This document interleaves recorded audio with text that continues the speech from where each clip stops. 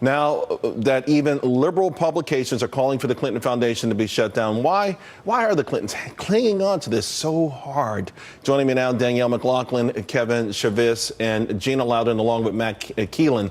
Gina, let me start with you because it just seems like a no-brainer at this point. Try your best to wash your hands of it, walk away, ask Bill Gates or someone to take it over.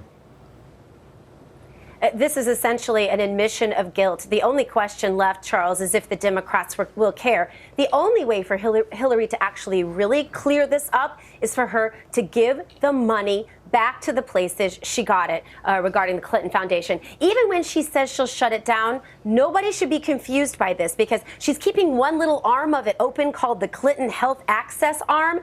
And that arm of the Clinton Foundation is still going to take all the same money. So they're just shuffling things around. This is the most corrupt person to ever run for president, and we know it now. The question is, do the Democrats care? Kevin, now that there's so much scrutiny over the foundation, people are wondering what exactly do they do? What have they accomplished considering the millions that have gone in there? Well, they've done a lot of stuff around the world to help with hunger and in some of the emerging countries. Can you give me a monetary equivalent or sort of assessment of what a lot is, a lot of stuff? Because that's what I'm trying to figure out. Well, they help with some infectious diseases and in some of the research areas in terms of some of the issues affecting child mortality and the like. But, you know, trust has always been a big issue in this campaign, not just with Secretary Clinton, but also of Donald Trump. What bothers me more than anything, I'll leave it to Clinton to defend herself, is that we're 73 days away from this election, and all of these conversations take us away from important issues in this campaign.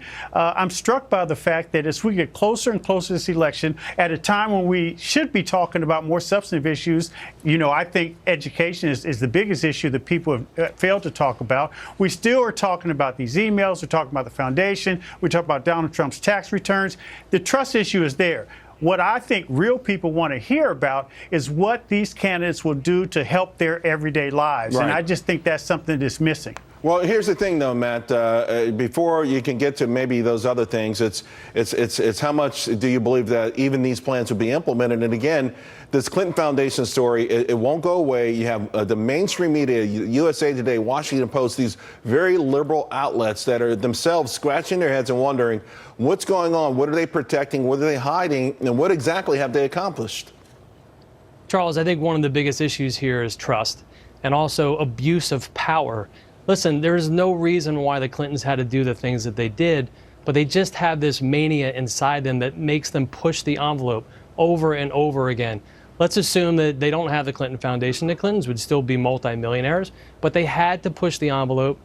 They had to continue to do things through the Department of State and the Clinton Foundation that just blurred the lines. And one of the reasons why I think we don't have those emails and the server was set up at our house in a secret location was because they didn't want us to see those emails. Yeah. There was so much bad stuff, Charles, going on over there that hopefully someday we'll all know the truth. Well, of course, that super duper cleaner that they use, who knows? Anyway, I don't want to digress too much, Danielle, because you think that the foundation has done good work. It demonstrably has done good work, Charles. We're talking about AIDS medication. We're talking about smallhold farmers. We're talking about impoverished communities. So let's follow the money trail for a moment. The millions that have poured in there has an equal amount of millions in AIDS medication and other things come out of it, because I think that's a central issue here. We're talking about a large entity where all of a sudden millions and millions of dollars from foreign countries, from places that, you know, like Saudi Arabia, you know, I know I've read their site. They want to help young girls and women, but they take money from regimes that are really horrible to young girls and women. Where does that money go? Where has it gone? Whose pockets has it lined? I think it's a really important question, Charles. It's about $2 billion in the foundation itself. The money is not passed through like the Trump Foundation is. It's money that is put into programming.